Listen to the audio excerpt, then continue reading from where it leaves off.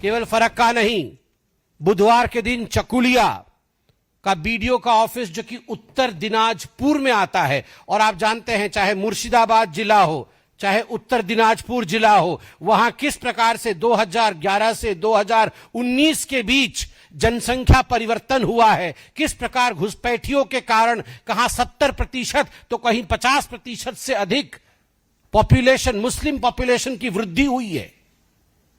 यह कोई ऑर्गेनिक वृद्धि नहीं है, यह वृद्धि घुसपैठियों के लिए हुई है।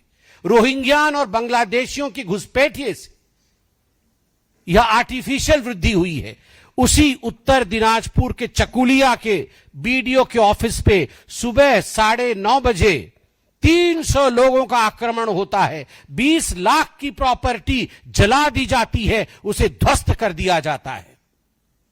अभी मुर्शिदाबाद में वायलेंस चल रहा है, NH-12 को रोक दिया गया है, सारी रेल सर्विस ठप पड़ी हुई है। क्या भारत का हिस्सा नहीं है? क्या लोग NH-12 पे चल नहीं सकते?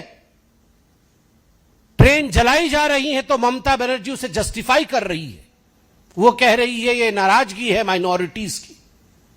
अभिषेक बनर्जी से पूछा जाता है तो वो कहते हैं नाम कटेगा तो प्रोटेस्ट तो होगा ही।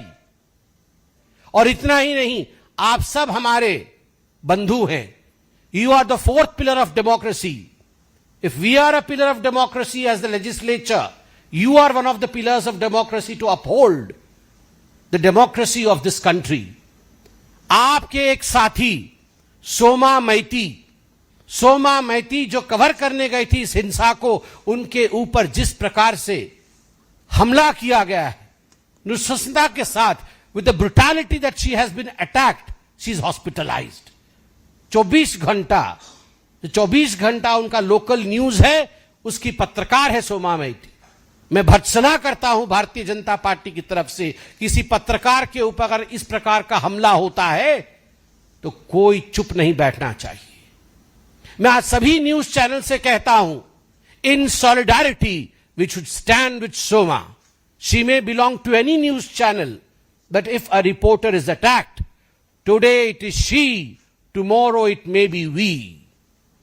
इसलिए एक साथ एकजुट होकर अपने फेटर्निटी के साथ खड़े होने का समय मीडिया के लिए भी आ गया है। 150 जादवपुर विधानसभा एक महत्वपूर्ण विधानसभा है, संख्या उसकी 150 है। 150 जादवपुर विधानसभा में बूथ संख्या 110 में जो बीएलओ थे, एक ईमानदार ऑफिसर थे, उनका नाम अशोक दास है, श्री अशोक दास। ईमानदार बीएलओ अधिकारी। क्या गुनाह किया था उन्होंने? गुनाह इतना किया था, संविधान के प्रावधानों के अनुसार जो काम उन्हें भारत सरकार ने सौंपा, जो काम उन्हें बतौर बीएलओ के सौंपा गया, निष्ठता से, कर्मठता से उस काम को वो पूर्ण कर रहे थे, संपूर्ण कर रहे थे। बदले में क्या मिला? बदले में धमकाया गया। मैं नाम ले रहा हूं, वार्ड नंबर 109 के टीएमसी कार्यकर्ता अनन्या बनर्जी और राजू विश्वास ने उन्हें धमकाया कि अगर एक भी घुसपैठिया का नाम कटा, एक भी किसी का नाम कटा, कागज नहीं हो तो नहीं हो, मगर नाम कटा तो तुम, तुम्हारा छोटा सा बच्चा और तुम्हारी पत्नी तक को छोड़ा नहीं जाएगा।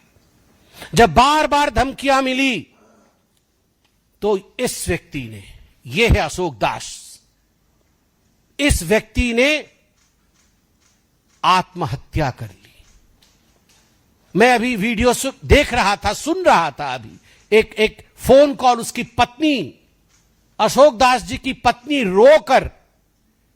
रोकर किसी को कह रही है कि पंखे पे लटक कर मेरे पति की मृत्यु हो गई, उन्होंने सुसाइड कर लिया है, अब मैं क्या करूं? मैं एफआईआर कर रही हूं टीएमसी के विरोध। उन्होंने एफआईआर किया है टीएमसी के विरोध में। और जो करुणा थी उस बहन की आवाज में, आज उस करुणा का सौगंध है कि हमें बदला लेना है लोकतांत्रिक तरीके से। ये जो बंग भंग के लिए प्रयास कर रही है ममता बनर्जी, ये जो मारने, सोनार बांग्ला, कहा जाता था सोनार बांग्ला, आज के रक्ताक्त बांग्ला, भयर बांग्ला, खून खून हो रहा है बंगाल में, राजनीतिक खून, यह हत्या है। केवल इतना ही नहीं, फेक आईडी, आइडेंटिफिकेशन के लिए फेक आईडी रैकेट चल रहा है। 10,000 से 10 लाख तक आप भारतीय नागरिक बनने के लिए ममता बनर्जी ने दुकान खोला है। रोहिंग्यान भारतीय बन सकता है,